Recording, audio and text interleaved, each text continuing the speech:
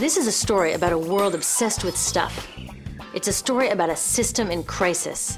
We're trashing the planet, we're trashing each other, and we're not even having fun. The good thing is that when we start to understand the system, we start to see lots of places to step in and turn these problems into solutions.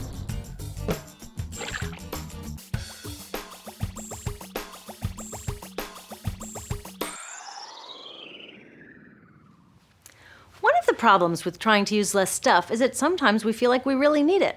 What if you live in a city like, say, Cleveland, and you want a glass of water? Are you going to take your chances and get it from the city tap? Or should you reach for a bottle of water that comes from the pristine rainforest of Fiji? Well, Fiji brand water thought the answer to this question was obvious, so they built a whole ad campaign around it. It turned out to be one of the dumbest moves in advertising history. You see, the city of Cleveland didn't like being the butt of Fiji's jokes, so they did some tests, and guess what? These tests showed a glass of Fiji water is lower quality, it loses taste tests against Cleveland Tap, and costs thousands of times more. This story is typical of what happens when you test bottled water against tap water. Is it cleaner? Sometimes, sometimes not.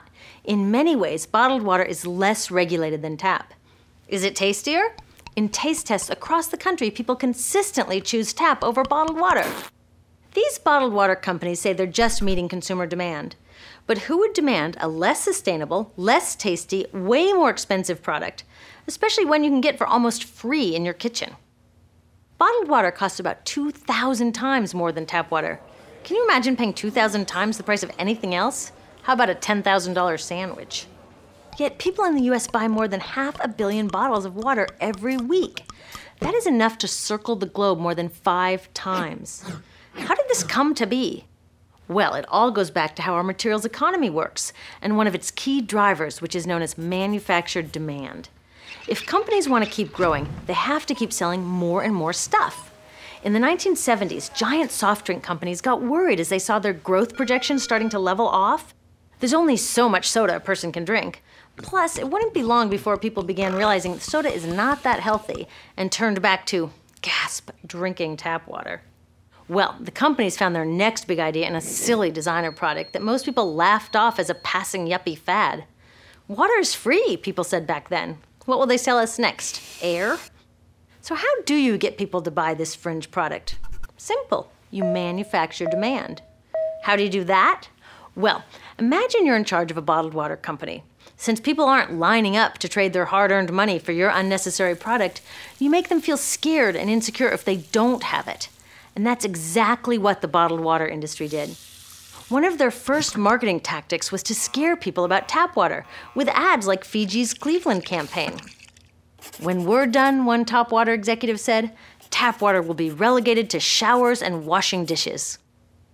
Next, you hide the reality of your product behind images of pure fantasy. Have you ever noticed how bottled water tries to seduce us with pictures of mountain streams and pristine nature? But guess where 1/3 of all bottled water in the US actually comes from? The tap. Pepsi's Aquafina and Coke's Dasani are 2 of the many brands that are really filtered tap water. But the pristine nature lie goes much deeper. In a recent full-page ad, Nestle said, bottled water is the most environmentally responsible consumer product in the world. What? They are trashing the environment all along the product's life cycle. Exactly how is that environmentally responsible? The problems start here with extraction and production, where oil is used to make water bottles. Each year, making the plastic water bottles used in the US takes enough oil and energy to fuel 1 million cars. All that energy spent to make the bottle, even more to ship it around the planet, and then we drink it in about 2 minutes? That brings us to the big problem at the other end of the life cycle, disposal. What happens to all these bottles when we're done? 80% end up in landfills, where they will sit for thousands of years, or in incinerators, where they are burned, releasing toxic pollution. The rest gets collected for recycling. I was curious about where the plastic bottles that I put in the recycling bins go. I found out that shiploads were being sent to India, so I went there. I will never forget riding over a hill outside Madras, where I came face to face with a mountain of plastic bottles from California. Now, real recycling would turn these bottles back into bottles. But that wasn't what was happening here. Instead, these bottles were slated to be downcycled, which means turning them into lower quality products that would just be chucked later. The parts that couldn't be downcycled were thrown away there, shipped all the way to India just to be dumped in someone else's backyard. If bottled water companies want to use mountains on their labels, it would be more accurate to show one of these mountains of plastic waste. Scaring us, seducing us, and misleading us. These strategies are all core parts of manufacturing demand. Once they've manufactured all this demand, creating a new multi-billion-dollar market, they defend it by beating out the competition. But in this case, the competition is our basic human right to clean, safe drinking water.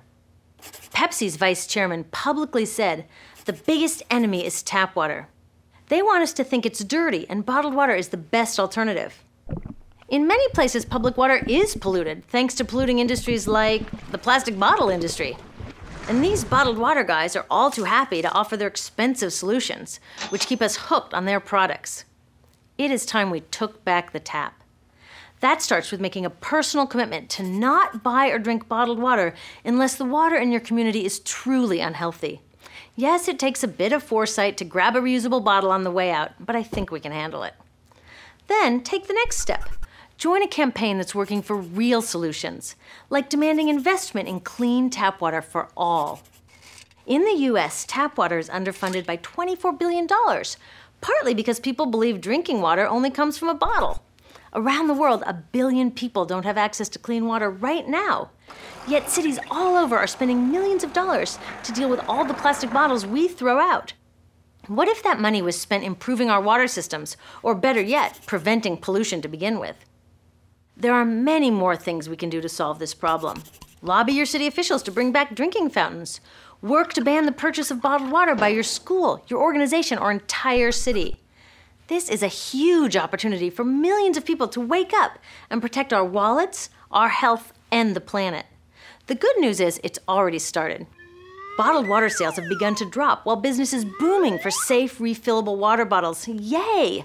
Restaurants are proudly serving tap, and people are choosing to pocket the hundreds or thousands of dollars they would otherwise be wasting on bottled water. Carrying bottled water is on its way to being as cool as smoking while pregnant. We know better now. The bottled water industry is getting worried because the jig is up. We are not buying into their manufactured demand anymore. We will choose our own demands, thank you very much, and we're demanding clean, safe water for all.